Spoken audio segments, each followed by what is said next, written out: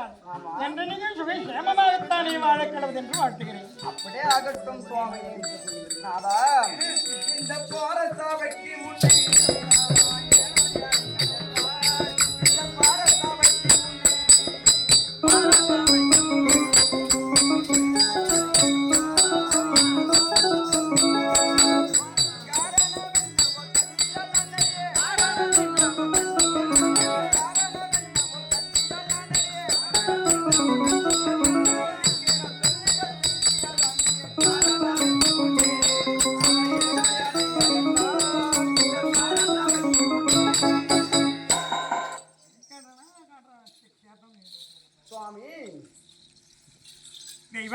இந்த மாபெரும் மக்கள் சபையில் என்ன அழைத்த காரணம் என்ன சுவாமி?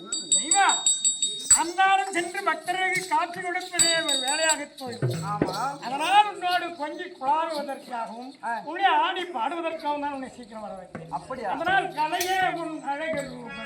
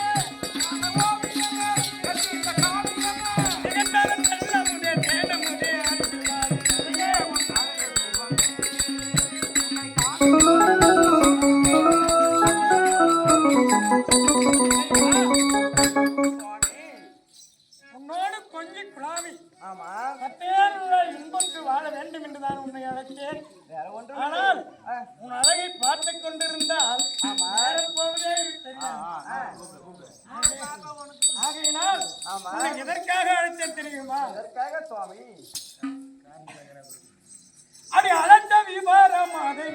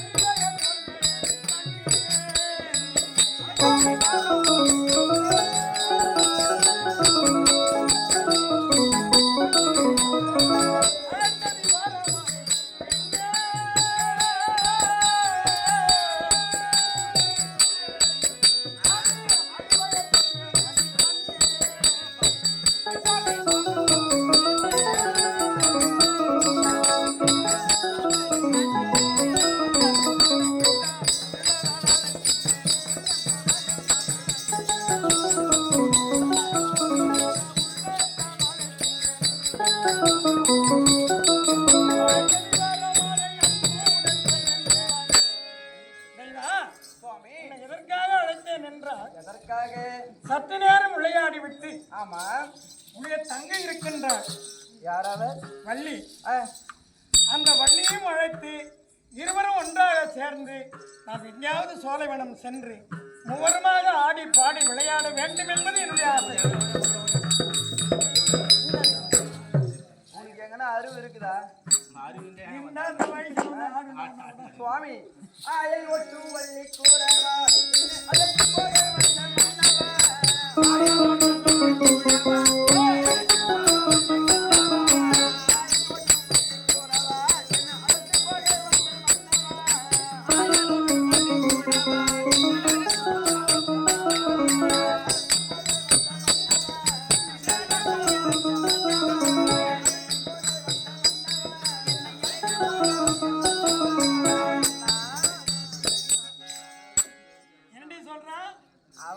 காட்டில் இருக்கக்கூடிய காய்கனிகள் பொசித்து விட்டு இருக்கக்கூடிய குரமுண்டை நிறுத்துறி என்ன சொல்ற அவ்வளோ குரமுண்டை அந்த குரமுண்டை கூப்பிட்டு போலான்றி கொடிக்காரன் என்ன சொல்லி கொடுத்தானா உனக்கு எங்கன்னா அறிவுக்குதா உனக்கு அறிவு இல்லையா அவன் என்ன சொல்ல போறான் குரத்தின்னு சொல்லலாமா ஏன் நியாயமா இல்ல அது குரத்தி என்று சொல்லலாகுமா நம்ம குரத்தி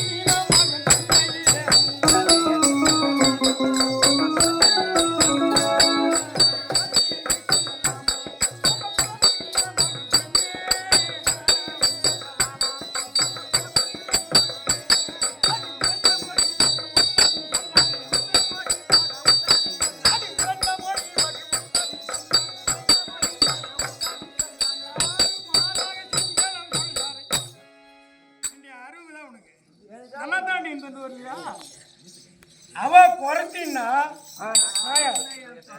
நீ யார் யாரா நான் குறவன் தானே நீ குறவன் குறவன் நீ காட்டின்னு போறோம் நீ யாரு நானும் அப்ப குறைச்சி எல்லாம் ஒண்ணு தாண்டி மலர்ந்து முடிஞ்சா மாறு மேல வெயின்னு சொல்லுவாங்க பெரியவங்க அறிவுக்குதா எனக்கா புனுக்கா தூடுமா இந்த மாதிரி ஆளாவோட சேர்ந்துனா உனக்கு அந்த மாதிரி தான் புத்தி இருக்கு 3 பேரு போகணும் அவனோட போய் ராத்திரி நேரத்துக்கு பூஜை சுவாமி இப்ப 3 பேர் போகணும் 3 பேரா போகணும் ஆமாண்டி அவனையும் அழைத்து நீ ஒன்று நான் ஒன்று அது பொட்டிக்காரன் ஒண்ணு பொட்டிக்காரன் என்ன 3 பேர் நாம போலாம் பொட்டிக்காரன் வந்து என்ன ஆமா அவன் நீ யாருக்கு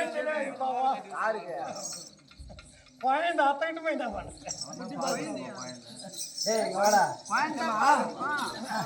எப்படினா தெய்வா சுவாமி எப்படி என்றால் மயில் வாகனத்திலே நான் ஆரோகணித்து அமர்ந்தால் ஆமா வள்ளி என்று சொல்லக்கூடியவள் வலது பக்கமும் தெய்வா என்று சொல்லக்கூடியவள் இடது பக்கம் உட்கார்ந்தா பேலன்ஸ் கரெக்டா இருக்கும் பேலன்ஸ்